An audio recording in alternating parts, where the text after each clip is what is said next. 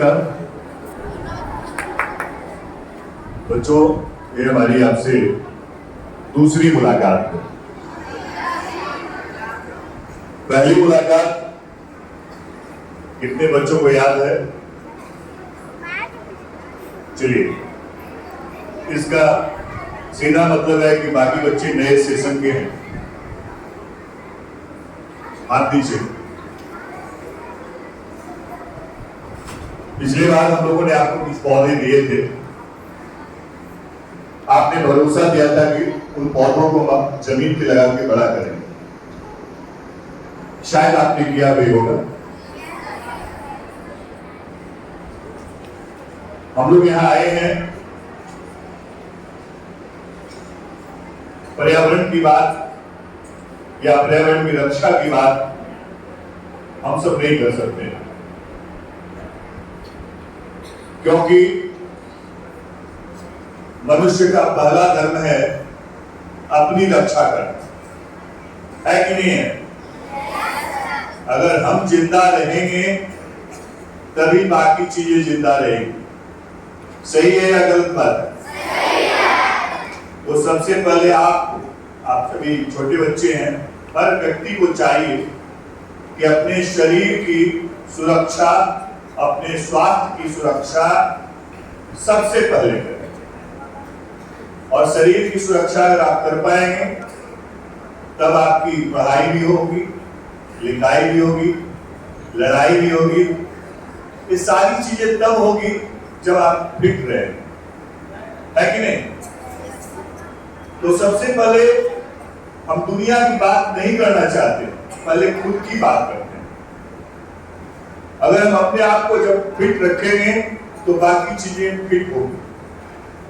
आपने सुना होगा, लोग कहते हैं आप भला तो जग भला। सही ये बात है? सुना है आपने? इसका मतलब ये नहीं कि मेरा भला हो जाए और दुनिया का भला ही ना हो। कुछ लोग इसका गलत अर्थ लगा लेते हैं, कहते हैं मेरा भला हो गया, दुनिया का भला हो या ना हो, उससे मुझे कोई मतलब नहीं। आप भला जग भला का मतलब है कि हर व्यक्ति ये सोच ले कि मैं ठीक हूं, मैं स्वस्थ रहूं, मैं अपने स्वस्थ रहने के लिए आसपास की चीजों को ठीक रखूं। तो मुझे उम्मीद है कि हर व्यक्ति ये काम करेगा तो पर्यावरण स्वतः ठीक हो जाएगा, ये धरती स्वतः ठीक हो जाएगी। होगी कि नहीं होगी? अब यहाँ इतने बच्चे हैं, यहाँ से कुछ बच्चे हल्ला करना शुरू करते हैं, तो उसको चुप करने के लिए कुछ बच्चे अगर कहें चुप चुप चुप तो और हल्ला हो जाता है, होता है कि नहीं? और सर जब कहते हैं आपके सजीव सर कि भाई अपनी मुंह पे उंगली रखो, एक बार में सारा हल्ला शांत हो जाता है, होता है कि नहीं? क्लास में जब बहुत शोर होने लगता है तो टीचर कहते हैं कि बस कुछ नहीं करना है, सब बच्चे अपने अपने मुंह पे उंगली रख लो, और स्वतः हल्ला बंद हो जाता है। तो मैं सरल तरीके से ये बताना चाहता हूं आपको कि हम लोग कोई पर्यावरण की रक्षा नहीं कर रहे हैं, पेड़ पौधे काट कर आप पर कोई उपकार नहीं कर रहे हैं, कि हम अपने लिए कर रहे हैं, अपने शरीर की रक्षा के लिए, अपने स्वास्थ्य की रक्षा के लिए। तो मनुष्य के जीवन में सबसे महत्वपूर्ण है उसका जिंदा होना, और उस जिंदा होने के लिए ये अब जरूरी है कि पेड़ पौधे का भी होना, क्योंकि जिंदा रहने के लिए सबसे पहले क्या चाहिए? पहले हवा चाहिए ना? सबसे पहले क्या चाहिए? ऑक्सीजन, हवा, जो कहते हैं आप सब सही। तो जिंदा रहने के लिए सबसे पहले हमको हवा चाहिए। और हमने क्या किया है? हमारे पूर्वजों ने क्या किया? महल बनाए, अटारी बनाई, सड़कें बनाई, फैक्ट्रियां लगाई, लेकिन बिना सोचे जंगलों को काट गए, पेड़ों को काट गए। उसका दुष्प्रभाव अब ज्यादा नजर आने लगा। पहले नजर आता था, लेकिन अब ज्यादा नजर आने लगा। क्यों? गर्मी के दिनों में आपने महसूस किया होगा कि पहले जो गर्मी पड़ती थी उससे ज्यादा गर्मी पड़ रही है, पहले जो ठंड पड़ रही थी उससे ज्यादा टेम्परेचर नीचे जा रहा है। बारिश जो है वो अपने टाइम से नहीं होती है।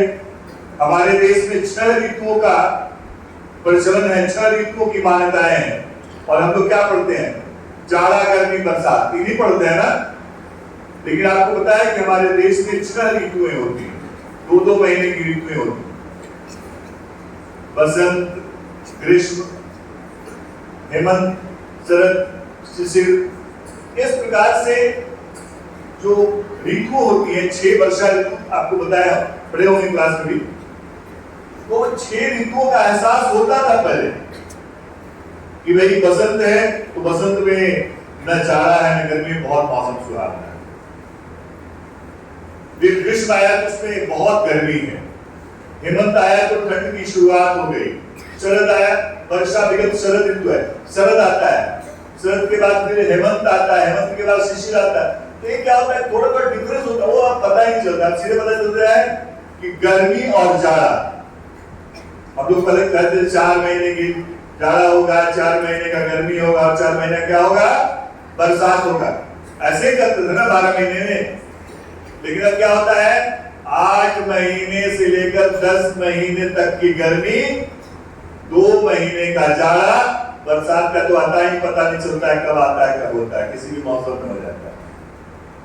वर्षा ऋतु का कोई ठिकाना ही नहीं, कभी भी हो सकती है बारिश। भले निर्धारित था कि भाई आषाढ़ है, सावन है, भादो है, इन महीनों में बारिश होगी। तो ये सब परिवर्तन इसलिए हुआ कि हम लोगों ने गलती की, हम लोगों ने अपना पर्यावरण को बिगाड़ दिया। इस धरती पे सबको रहने का अधिकार था। हम लोगों ने क्या किया कि भाई हम बुद्धिमान हैं, मनुष्य हैं, शक्तिशाली हैं, बुद्धिमान हैं, तो हम लोगों ने सारी चीजों पे कब्जा कर लिया। हम लोगों ने नदियों पे कब्जा कर लिया, पहाड़ों पे कब्जा कर लिया, जंगलों पे कब्जा कर लिया। नतीजा हुआ कि प्रकृति ने अपना करवट जब बदला।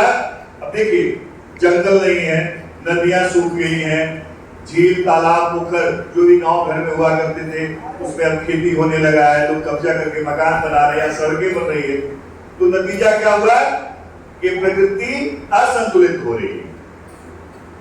अब भगवान ने हमारे पूरे शरीर में हाथ, नाक, पैर सब कुछ दिया है ना, 2 आंख दी है, 2 हाथ दी। अब इसमें से एक चीज भी कहीं आप हमारा ना हो, दिक्कत होती है ना। अगर हाथ जिस व्यक्ति का नहीं है, एक हाथ नहीं है, उसको दिक्कत होगी ना। जिसको एक पैर नहीं हो, दिक्कत होता है ना।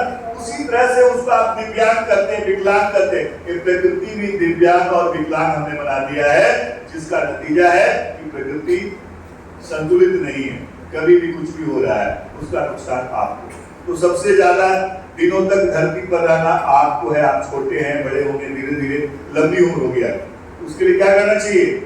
अपने स्वास्थ्य की रक्षा के लिए, किसी और के लिए नहीं। अधिक से अधिक यही है जो आपको हमको बचा सकता है। अधिक से अधिक पेड़ ही एक ही दवा है। अब सब रोगों का एक दवा है, शुद्ध हवा आपको मिले। 100 रोगों की एक दवा, शुद्ध हवा। और इस शुद्ध हवा के लिए जरूरी है कि हम लोग क्या करें? हम लोग क्या करें? पेड़ पौधे लगाएं। क्या लगाएं? अमरूद का, कटहल का। हम लोग तो भाई आपको अमरूद देते हैं, कटहल देते हैं, कभी शरीफा देते हैं। क्यों देते हैं पता है? एक पौधे इसलिए हम आपको अमरूद का देते हैं कि इसको खरीदने में हमको कम पैसा लगता है, क्योंकि हम लोग अपने पैसे से खरीदते हैं। हम लोग 33 लोग मिल करके पैसा जमा करते हैं हर एक महीना में, और उस महीने उस जमा पैसे से मोतिहारी, हाजीपुर से पौधा लाते हैं, अपने यहाँ उतारते हैं, फिर सजा के रखते हैं। फिर डेली आपके विद्यालय में, कोचिंग में, गांव में, घर में जाकर के किसी दिन 500, किसी दिन 800, किसी दिन 1000 पौधे बांटते हैं। तो मेरे पास उतना पैसा नहीं है कि ज्यादा पौधे खरीद के, ज्यादा आम खरीदेंगे तो 100-200 में मिलता है। तो एक बताने का मतलब ये है मेरा, ये पौधा अमरूद का है, और एक अमरूद लगाने का जगह हर बच्चे के घर में होता है। अगर आपको एक अमरूद लगाने आ जाएगा, इसको पालने पोसने आ जाएगा, तो आप दुनिया का कोई भी पेड़ लगा सकते हैं ना। उसका देखभाल आप कर सकते हैं। तो हम लोग सिर्फ आपके दिलों के अंदर पौधा रोपण, वृक्षारोपण करते हैं, बीजारोपण करते हैं, पौधों के प्रति आपने प्रेमपन पे इसका प्रयास करते हैं, और आने वाले जीवन में ये तो 1.5-2 साल में फल दे देते हैं, उससे आपको तुरंत लाभ हो जाता है, लेकिन आपको लंबे समय के लाभ के लिए बड़े पेड़ जैसे पीपल, बरगद, है ना, पाकड़, जामुन, कटहल, ये सब नीम, ये सब लगाने होंगे। जीवन में एक पेड़ लगाना है, इसका मतलब नहीं कि सिर्फ एक अमरूद लगा दिए और हमारी ड्यूटी खत्म। नहीं, इससे काम नहीं चलेगा। कितना ऑक्सीजन देगा जी? छोटा सा पौधा कितना ऑक्सीजन देगा? उससे आपका काम नहीं चलेगा। आपको अपने जीने के लिए कम से कम 5 पेड़ का ऑक्सीजन चाहिए। आपके आसपास में 5 नीम, बरगद, पीपल, अमरूद रहेंगे, तब जाके आपको पर्याप्त ऑक्सीजन मिलेगा। इसलिए हर बच्चे से निवेदन है कि अपने जीवन में 5 बड़े पेड़ लगाएं। बड़े बड़े का मतलब है ना, नीम, पीपल, बरगद, ऐसे ऐसे, समझ रहे हैं ना? तो हम बताना चाह रहे थे आपको कि पिछले बार जो पौधा मिला था, कितने बच्चे हैं जिनके पौधे आज भी जिंदा हैं?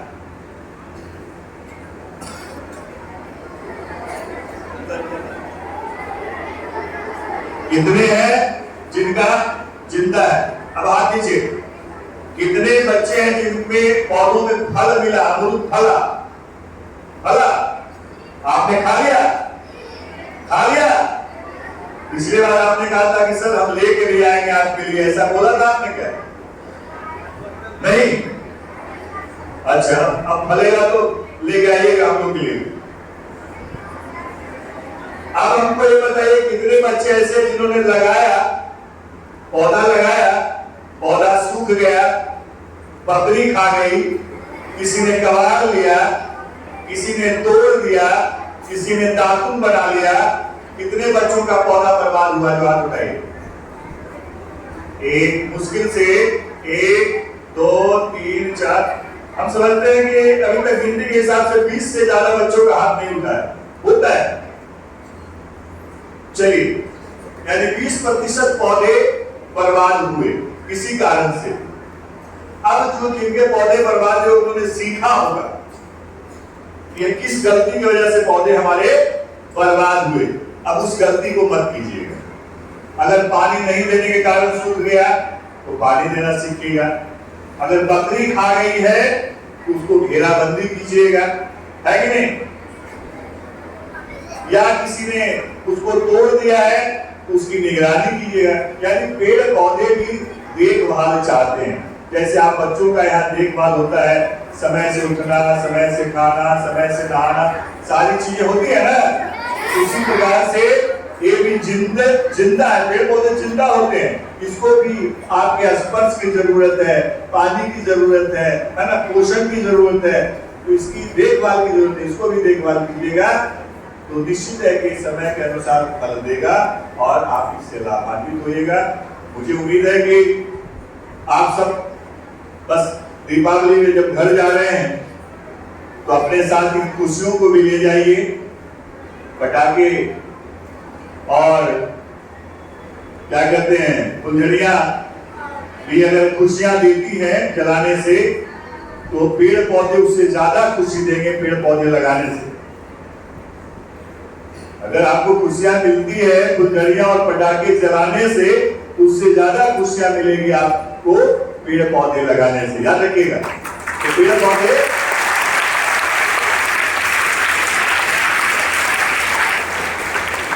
अब मैं बस इतना कहना चाहता हूं, एक बार सब मिलके मेरा अपना हाथ उठा के समर्थन कीजिए कि आप लोगों को जो पौधा मिलेगा वो लगाइएगा कि नहीं लगाएगा? लगाना है ना? इसको बड़ा बनाना है ना? अपने जीवन में अमरूद के अलावा और बड़े पेड़ लगाएंगे?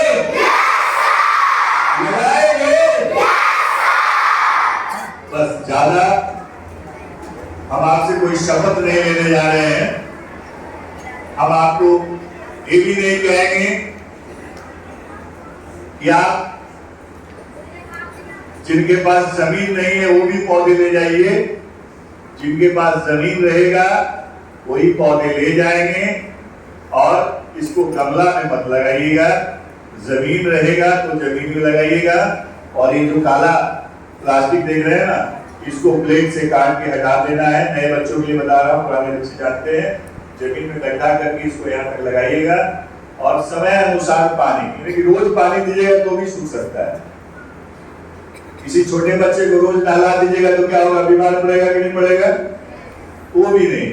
हर चीज का एक लिमिट होता है, दायरा होता है, उसके हिसाब से समय के हिसाब से पानी दीजिएगा, इसकी देखभाल कीजिएगा, है ना।